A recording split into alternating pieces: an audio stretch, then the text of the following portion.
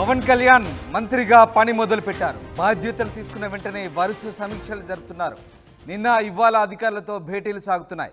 తొలుత పంచాయతీరాజ్ శాఖపై పవన్ ఫోకస్ పెట్టారు. ఉపాధి హామీ పథకంలో సోషల్ ఆడిట్ విభాగంతో సమీక్ష నిర్వహించారు. గత ప్రభుత్వంలో జరిగిన అవకతవకలపై ఆరా తీశారు.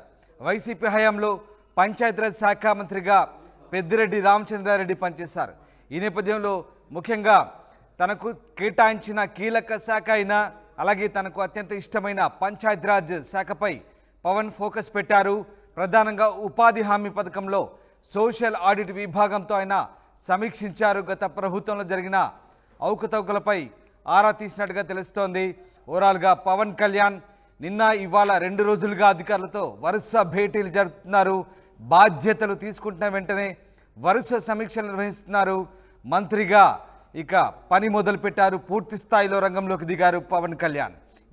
మా ప్రతినిధి కృష్ణమోహన్ ఫోన్ లైన్లో జాయిన్ అవుతున్నారు. కృష్ణమోహన్, ఉప ముఖ్యమంత్రి పవన్ కళ్యాణ్ తనకు కేటాయించిన మంత్రిత్వ శాఖలకు సంబంధించి పూర్తి స్థాయిలో రంగంలోకి దిగినట్టుగా తెలుస్తుంది. ప్రధానంగా పంచాయతీరాజ్ శాఖకు సంబంధించి పూర్తి స్థాయిలో సమీక్షలు నిర్వహిస్తున్నట్టుగా తెలుస్తుంది.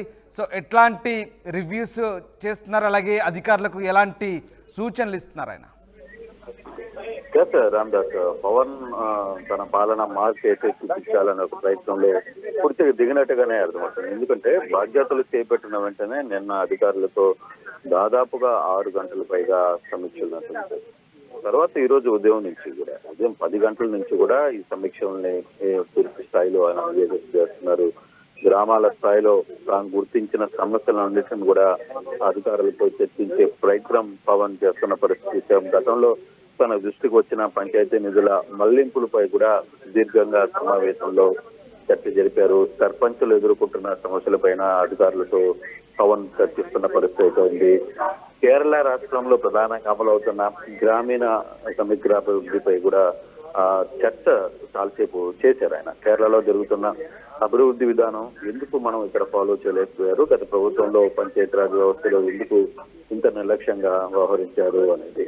అలాగే ఎన్నికల్లో తాము ఇచ్చిన ఏదైతే త్రాగునీటి కొలాయి కలెక్షన్ మీద కూడా ఒక చర్చ జరిగింది. ఎంతవరకు ఈ తాగునీటి కొలాయిలు మనం అందించగలం, ఇంటింటికి తాగునీటి కొలాయిలు అందించగలమా, ఏ స్థాయి వరకు మనం చేయాలి, ఆ దిశగా మీరు ముందుకు పోవచ్చు. అయితే ఇవన్నీ ఒక రకంగా అయితే సోషల్ ఆడిటింగ్ ఏదైతే పంచాయతీరాజ్లో సోషల్ ఆడిటింగ్ వ్యవహారం మీద ఉపాధి హామీలో పథకం కింద ఏదైతే జరుగుతుందో దాంట్లో సోషల్ ఆడిటింగ్ మీద మాత్రం చాలా పెద్ద స్థాయిలో ఆయన కూపీ లాగుతున్న పరిస్థితి. అంటే ఉపాధి హామీ పథకం కింద కేంద్రం నుంచి కూడా పెద్ద స్థాయిలో నిధులు వస్తాయి. ఆ నిధులు ఇక్కడకు వచ్చిన నిధుల్ని అసలు నిజంగానే ఉపాధి హామీ పథకంలో వర్క్ జరిగిందా లేదా, ఆ గ్రామాల్లో ఆ ఉపాధి హామీ పథకం కింద సోషల్ ఆడిటింగ్ లో ఏం జరిగింది, అసలుకి దాని మీద ఆయన ఎక్కువ ఫోకస్ చేస్తున్నట్టుగా కనపడుతుంది. కారణం సోషల్ ఆడిటింగ్ జరిగినప్పుడే సోషల్ ఆడిటింగ్ లో అసలు పనులు జరిగాయా, లేదు పనులు జరిగినట్టుగా నిధులు మళ్లింపులు జరిగాయా, ఒక వర్క్ జరిగితే ఆ వర్క్కు సంబంధించి నిజంగానే అది ఉపాధి హామీ పథకం కింద వర్క్ జరిగిన ప్లేస్ ఎక్కడ, ఆ ఉపాధి హామీ వర్క్ జరిగిందా లేదా, ఇవన్నీ ఈ చర్చకి తీసుకున్నారు ఆయన. ప్రధానంగా దీని మీద చాలా లోతైన సమీక్ష అయితే అధికారులతో జరుపుతున్నట్టుగా సమాచారం. ఎందుకంటే సోషల్ ఆడిటింగ్ వ్యవహారంగానే జరిగితే అసలు మొత్తం దాంట్లో బయటపడిపోద్ది. అసలు వర్క్ జరిగిందా, డబుల్ పేమెంట్ ఎక్కడ జరిగాయి, ఎవరి ఖాతాలోకి వెళ్ళే, ఇవన్నీ కూడా వాటిలో జరిగే పరిస్థితి ఉంటుంది. కాబట్టి డెఫినెట్ గా దాంట్లో చూడాల్సిన పరిస్థితి ఉంది అనేది ఆయన బలంగా భావిస్తున్నట్టుగా ఉంది. అలాగే మనం ఇందాక చెప్తున్నట్టుగా ప్రతి ఇంటికి తాను ఏదైతే హామీ ఇచ్చారో కొలాయికి నీళ్లు పైప్ లైన్ వాళ్ళ ఇంటికి కొలాయి జరిపించాలి అనేది, ఆ దిశగా కూడా ప్రయత్నిస్తున్నారు. అంటే ఈ పంచాయతీరాజ్ని తీసుకోవడమే కాదు, గడిచిన నిన్న 6 గంటల పాటు సమీక్ష నిర్వహించారు. ఈ రోజు ఉదయం 10 గంటల నుంచి మళ్ళీ సమీక్షను స్టార్ట్ చేసిన పరిస్థితి చూసాం. పెద్ద స్థాయిలోనే వ్యవహారాన్ని అంత ఈజీగా ఏం మొదలటం లేదు. దాదాపుగా 2 రోజుల పాటు ఎగ్జాక్ట్లీ కృష్ణమోహన్, అంటే పవన్ కళ్యాణ్ అధికారులతో చర్చిస్తున్న తీరు, ఆ దృశ్యాలు మనం చూస్తుంటే చాలా కూలంకుషంగా అధికారులతో సమీక్ష నిర్వహిస్తున్నట్టుగా తెలుస్తుంది. అంటే ఒక రకంగా తన మంత్రిత్వ శాఖపై పట్టు సాధించేందుకు పవన్ ఈ రకంగా పూర్తి స్థాయిలో అధికారులతో చర్చలు జరుపుతున్నారనుకోవచ్చా? తద్వారా ఆయన పూర్తి స్థాయి పరిణతి సాధించే అవకాశం ఉందా? డెఫినెట్ గా ఉంటది. కారణం ఏంటంటే ఇప్పుడు కేవలం సమీక్షల్లోకి వచ్చి అధికారులు చెప్పిన మాటలు ఏదో విని అక్కడి నుంచి తల ఊపి వెళ్ళిపోయే పరిస్థితి కనపడ్డాను.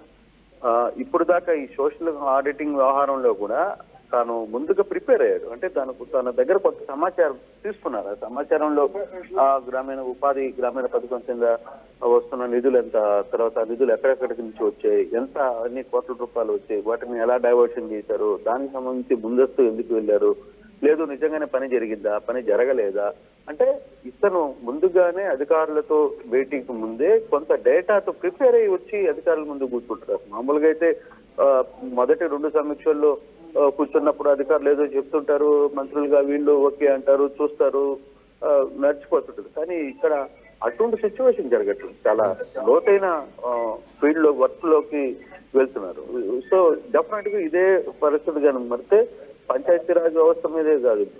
మొదట అందరూ అనుకున్నారు పవన్ కళ్యాణ్కి పంచాయతీరాజ్ లాంటి పెద్ద శాఖను అప్పచెప్పారు, ఆయన ఎలా హ్యాండిల్ చేయగలరు, ఇది చాలా లోతైన వ్యవహారం, చాలా దూరం పోవాలి, గ్రౌండ్ స్థాయికి వెళ్ళాలి అని. కానీ ఈ రోజు ఆ పరిస్థితి కాదు. అతను అడుగుతున్న క్వశ్చన్లకి చాలా మంది అధికారులు అక్కడ ఏం చెప్పాలో అర్థం కాని పరిస్థితి. అంటే అధికారులు పవన్ కళ్యాణ్ ని ఏదో మాయ చేయొచ్చులే, ఏదో బయట తిరిగాడు, సినిమా హాల్లో సినిమా హీరోలుగా చేశాడు, స్క్రిప్ట్ రాసి డైలాగులు చెప్పాడు అనుకునే పరిస్థితి కాదు ఇక్కడ. ఈయన నిజంగానే చాలా మంది అధికారులతో మనం మాట్లాడుతున్నప్పుడు కూడా ఇంత హోంవర్క్ చేసి ఇతను వస్తాడని మేము కూడా ఊహించలేదని చెప్తున్నారు. సో అంటే చాలా లోతైన వ్యవహారంలోకి పవన్ కళ్యాణ్ వెళ్తున్నాడు. మాక్సిమం 10-15 రోజుల్లో పంచాయతీరాజ్ వ్యవస్థ మీద పూర్తిగా పట్టు సాధించే పరిస్థితి డెఫినెట్ గా కనపడుతుంది. అంత లోతైన వీళ్ళకి వెళ్తున్నాడంటే ఆయన కూడా దాని మీద వర్కౌట్ చేస్తున్నాడు.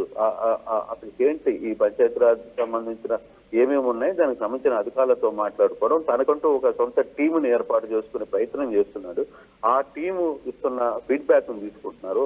ఆ వ్యవస్థనంతా కూడా ప్రతి పాయింట్స్ ని నోట్ చేసుకునే యాటిట్యూడ్ కూడా ఉంది. అది నిజంగానే పవన్ కళ్యాణ్ దగ్గర మెచ్చుకోవాల్సిన పని ఏంటంటే డెఫినెట్ గా అధికారులతో మాట్లాడుతున్నప్పుడు ఒక పెన్ను పేపర్ పెట్టుకుని దాన్ని నోట్ చేసి ఆ వ్యవహార శైలి ఏదైతే నడుస్తుందో అది కొంత గతంలో పనిచేసిన అధికారులకి కొంత ఇబ్బందికరమైన అంశమే. ఎందుకంటే గతంలో ఏదో చెప్పేవాళ్ళు, వాళ్ళు చెప్పిన ఫండ్స్ ని ఇంకో దగ్గరికి డైవర్ట్ చెల్లేవి, ఇంకో రూపంలో బయటకు వెళ్ళిపోయేవి.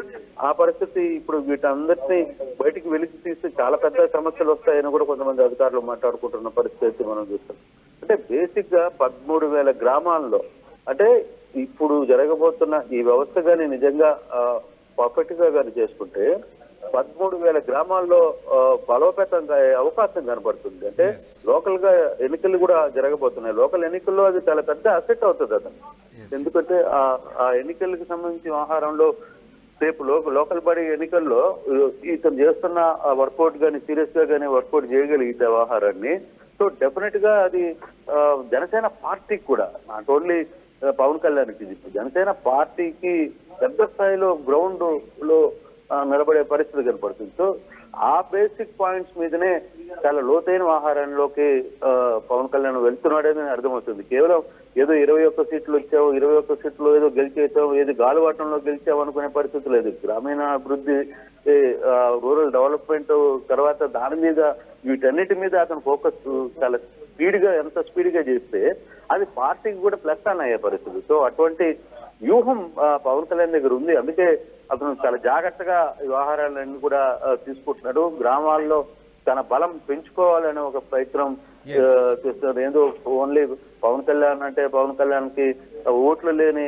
జనాలు వచ్చి రోడ్ల మీదకి వచ్చేస్తారు, అది కాదు అని నిరూపించాడు. ఇప్పుడు 21 స్థానాలకు 21 స్థానాలు గెలిచి తన సత్తా ఏదో చూపించగలిగాడు. కూటమి అధికారంలో రావడానికి బేసిక్ గా చూసుకుంటే ఈ వ్యవహారంలో మ్యాన్ ఆఫ్ ది మ్యాచ్ గా వ్యవహరించింది పవన్ కళ్యాణ్. అందుకే ఈ కూటమిలో అధికారులందరూ ఒకటే చెప్పారు, గెలిచిన టీడీపీ వాళ్ళు కావచ్చు, అన్ని రాజకీయ పార్టీలు చెప్తున్నాయి ఒకటే, కూటమి అధికారంలో రావడంలో మ్యాన్ ఆఫ్ ది మ్యాచ్ వచ్చి ఓన్లీ పవన్ కళ్యాణ్కే దక్కుతుంది అనేది ఎందుకంటున్నారంటే రీజన్ ఇదే. సో అటువంటి న్యాయంలోనే గ్రామీణాభివృద్ధి, పంచాయతీరాజ్ వీటన్నిటిలో పూర్తి స్థాయిలో తన పట్టుని సాధించుకోవాలని ఒక ప్రయత్నం చేయడం. నిజంగా ఈ వర్కౌట్ ఇలాగే కానీ ముందుకు కానీ చేయగలిగితే పవన్ కళ్యాణ్ ఒక మంచి పరిణితి చెందిన రాజకీయ నేతగా, ఒక మంత్రిగా, ఇప్పుడు సీఎం హోదాలో కూడా ఆయన తన సక్సెస్ మార్క్ ని చూపించే ప్రయత్నం డెఫినెట్ గా అందుకునే పరిస్థితి కనబడుతుంది. Ramdas. Yes right, exactly. Thank you very much Krishnamohan, thanks for the update. ఇది మొత్తం మీద పవన్ కళ్యాణ్ తనదైన శైలిలో మంత్రిగా దూసుకువెళ్తున్నారు. మంత్రిగా పని మొదలుపెట్టారు. ఇక బాధ్యతలు తీసుకున్న వెంటనే వరుస సమీక్షలు నిర్వహిస్తున్నారు. గత 2 రోజులుగా వరుస భేటీలు సాగుతున్నాయి. విభాగంతో సమీక్ష నిర్వహిస్తున్నారు. గత ప్రభుత్వంలో జరిగిన అవకతవకలపై దృష్టి పెట్టారు, ఆరా తీస్తున్నారు.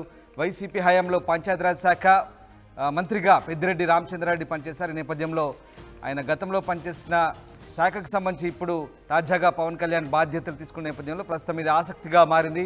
ముఖ్యంగా ఉపాధి హామీ పథకానికి సంబంధించి ఆయన ఆడిటింగ్ విభాగంపై పూర్తిస్థాయి దృష్టి సారించినట్టుగా తెలుస్తోంది. ఈ నేపథ్యంలో పవన్ కళ్యాణ్ తన మార్క్ అడ్మినిస్ట్రేషన్ని చూపించబోతున్నారు. ఇక పూర్తి స్థాయిలో తనకు కేటాయించిన మంత్రిత్వ శాఖలపైన పట్టు సాధించేందుకు పవన్ కళ్యాణ్ ప్రయత్నిస్తున్నారు.